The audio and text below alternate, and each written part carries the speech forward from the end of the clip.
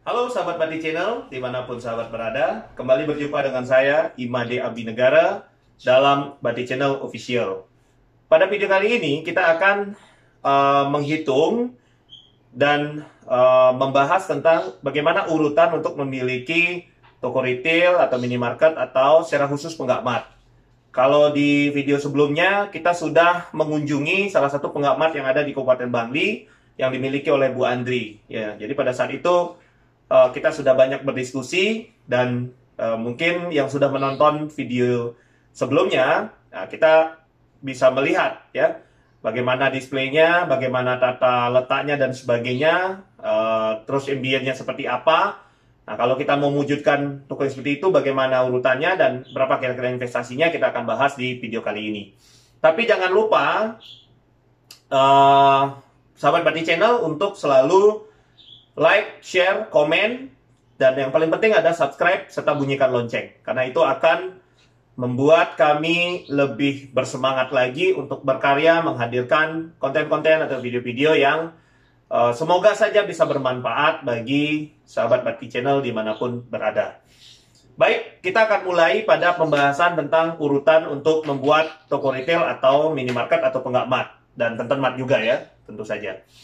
Yang pertama, ketika kita ingin membuat usaha, maka kita harus menentukan dulu siapa target market yang akan kita tuju atau yang akan kita inginkan.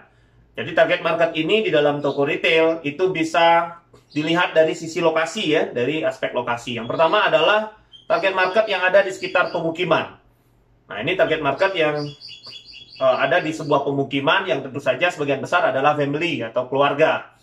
Nah, ini biasanya kita bisa melihat bahwa tempat itu padat penduduk, ada misalnya pemukiman baik yang memang tinggal di sana lama ataupun berupa pendatang baru, yaitu pemukiman yang merupakan perumahan-perumahan yang baru dibangun. Nah, pada saat kita melihat itu, maka kita bisa menentukan nantinya inventory apa saja yang akan kita display atau kita jual di toko minimarket, penggakmat, ataupun tentenmat yang kita miliki.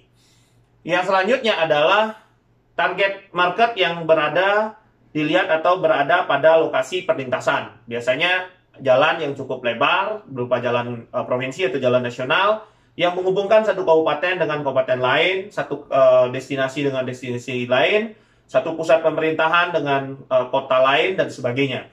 Nah, ini biasanya menghubungkan antara kabupaten atau dari satu tempat destinasi ke destinasi lain. Nah, ini biasanya juga kita melihat bahwa target marketnya itu adalah orang yang datang dari satu tempat ke tempat lain untuk bekerja misalnya, atau berusaha, berbisnis, memiliki usaha dan sebagainya. Jadi ada mobilisasi dari satu lokasi ke lokasi lain yang merupakan mobilisasi yang cukup ramai dan rutin gitu ya, terjadi setiap hari. Nah, ini bisa kita kategorikan pada aspek perlintasan. Yang ketiga, mohon maaf, itu adalah target market di transit ya. Nah, transit ini kalau kita bisa lihat secara real, kalau kita bisa misalnya melihat ada satu jalan yang cukup besar, biasanya jalan nasional atau jalan provinsi, yang menghubungkan antara satu provinsi dengan provinsi lain. Nah, ini biasanya ada traveler mobilisasi yang cukup panjang, cukup jauh ya. Dan ini adalah target market yang sangat potensial. Nah, dari ketiga itu sebenarnya ada juga irisan antara transit dengan pemukiman. Jadi dia ada pemukimannya juga, tapi juga ada market perlintasannya. Demikian juga ada irisan antara perlintasan pemukiman dengan transit. Nah, ini perlintasan transit, kemudian ada ketiganya. Nah, ini nanti bisa dikombinasi dan bisa dilihat dari aspek lokasinya.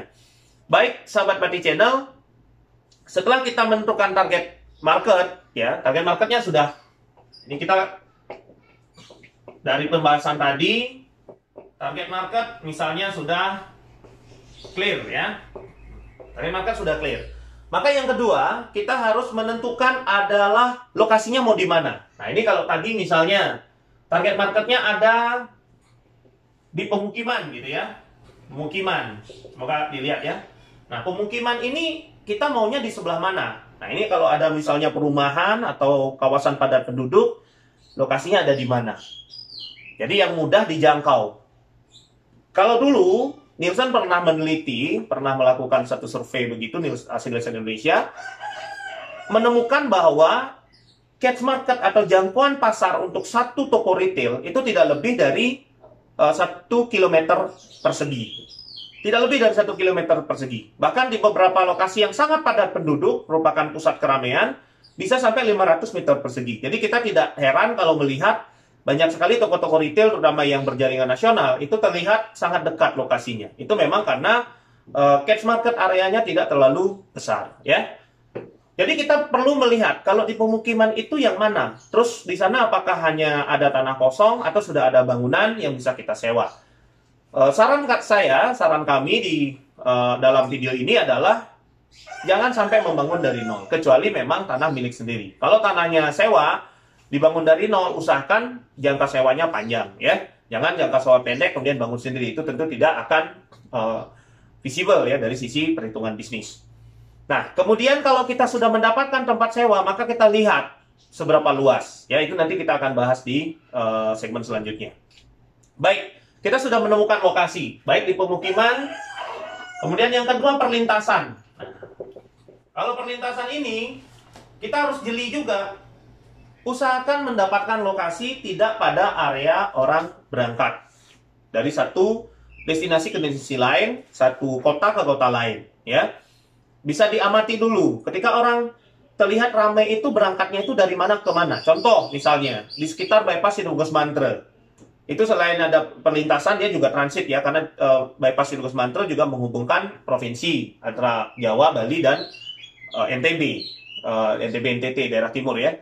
Nah, di sana juga ada transit, perlintasan. Ketika orang berangkat kerja, misalnya dari Klungkung, dari Karangasem sisi barat ya, itu mau ke Denpasar atau mau ke Gianyar bekerja. Nah, ini kita lihat, ketika orang berangkat bekerja, maka jarang sekali orang berpikir untuk belanja dan sebagainya.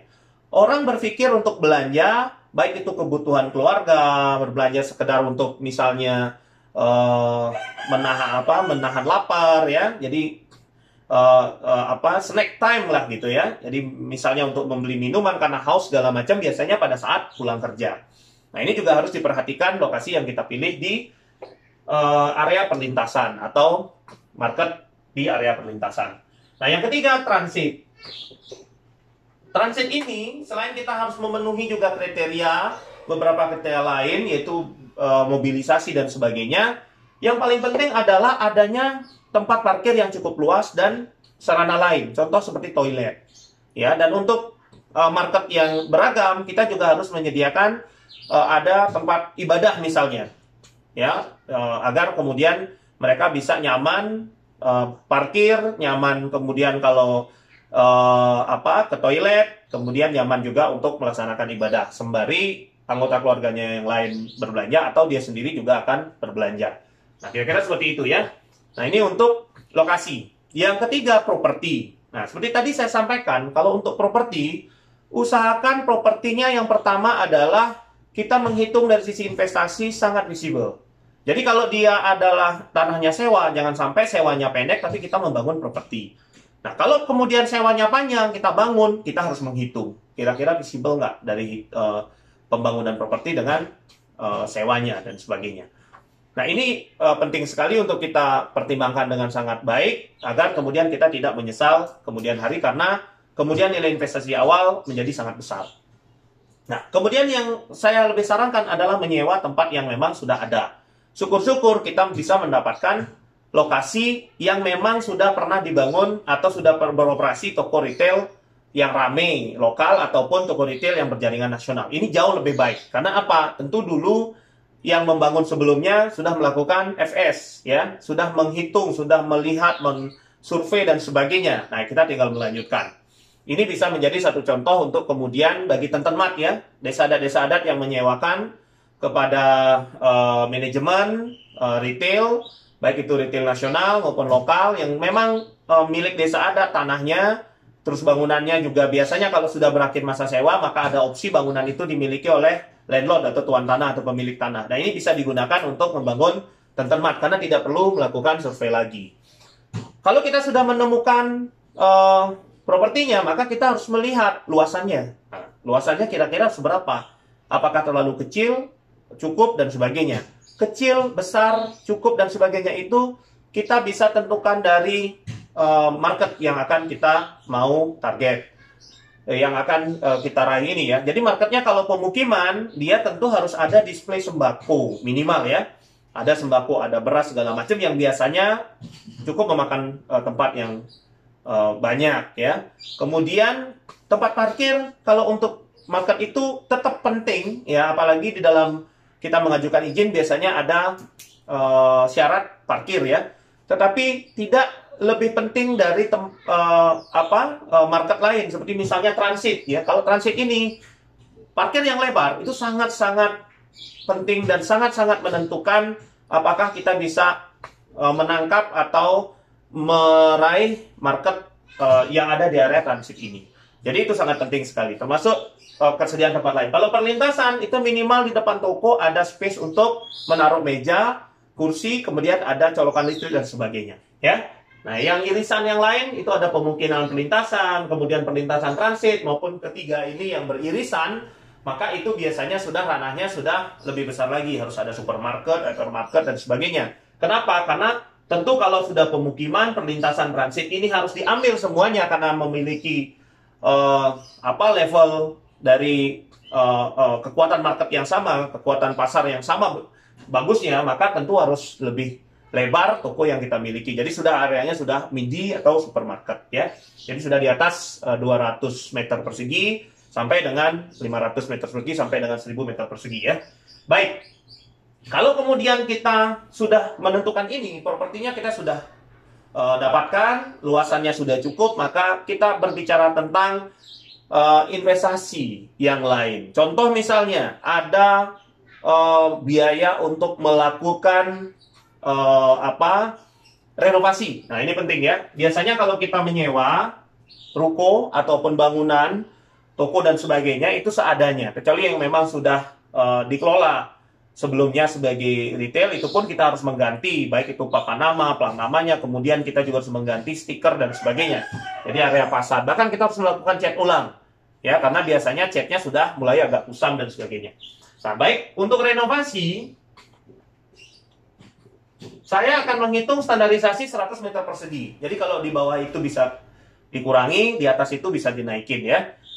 Renovasi membutuhkan paling tidak 600 sampai 1 juta per meter persegi. Jadi kita bisa menghitung dari per meter persegi itu biar gampang. Ya. Nanti plus minusnya kita bisa melakukan itu dengan apa? Misalnya pada saat renovasi ngecatnya nggak kita cari tukang, ngecatnya adalah keluarga sendiri misalnya, kita gotong royong. Nah, itu bisa. Atau kalau di desa adat yang ngecat itu adalah keramat desa adat, nanti akan bisa berkurang ya. Kemudian papan nama misalnya, ya kita tidak perlu full dengan neon box ya. Misalnya neon box hanya pada sisi logo tengah-tengah, atau kalau yang papan nama yang di depan ya, signboard yang di depan itu cukup misalnya ukurannya tidak terlalu besar dan sebagainya. Nah, itu bisa disiasati sehingga harganya juga bisa akan range ini atau bahkan bisa lebih murah dari ini. Nah, ini tergantung bagaimana kreativitas kita di dalam menentukan atau melakukan upaya-upaya untuk bisa memperkecil, lebih mengefisienkan pengeluaran dari sisi biaya renovasi. Selanjutnya adalah kita juga harus menghitung equipment ya. Nah, apa itu equipment? Jadi khusus retail equipment itu biasanya dia terdiri dari renovasi ini juga termasuk listrik ya. Kelistrikan itu masuk di sana.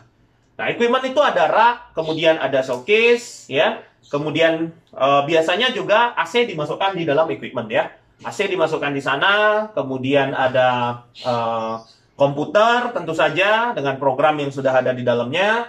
Kemudian ada juga rak rokok, ada meja kasir ya, dan sebagainya. Nah, ini termasuk equipment. Itu juga nanti tergantung pada market yang akan kita tuju. Nah, equipment itu antara kalau kita bisa seperti tadi ya, normalnya itu 1,4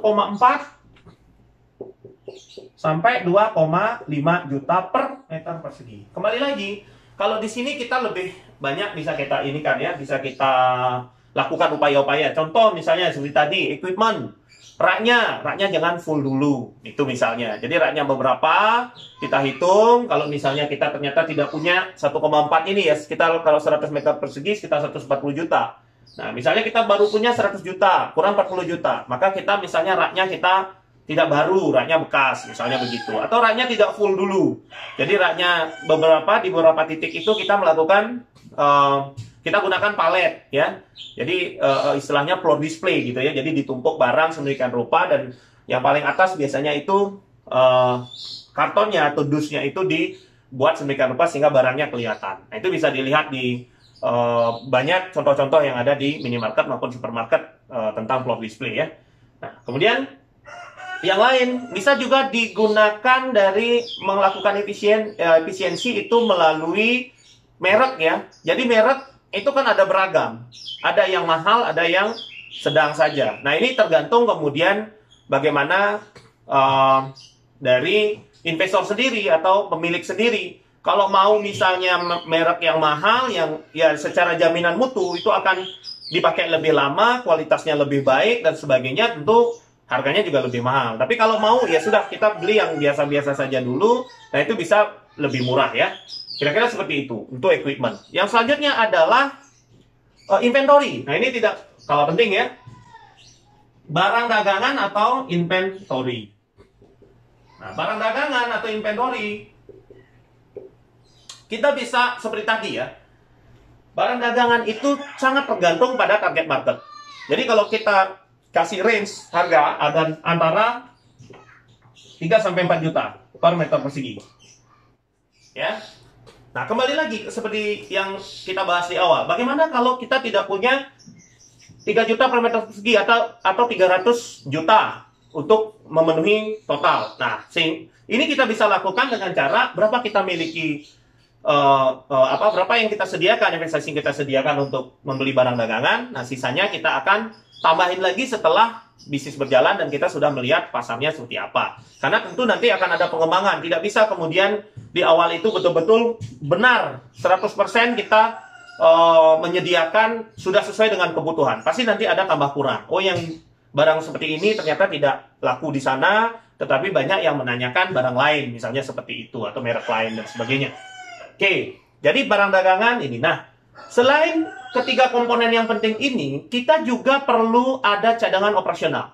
Nah, cadangan operasional ini tergantung dari owner sendiri. Apakah owner akan kelola sendiri? Ya, biasanya melibatkan anggota keluarga, ya, bapaknya, ibunya, adiknya dan sebagainya ikut jaga toko. Tentu harganya akan biaya operasional yang dikeluarkan tidak akan terlalu besar. Tapi kalau semua menggunakan jasa karyawan, tentu cadangan operasional akan menjadi lebih besar karena biaya operasional bulanannya akan menjadi lebih besar ya. Jadi ini cadangan operasional. Nah, selain gaji, cadangan operasional biasanya digunakan juga untuk membeli bahan-bahan ya. Contoh, misalnya tinta print ya, tinta printer ya.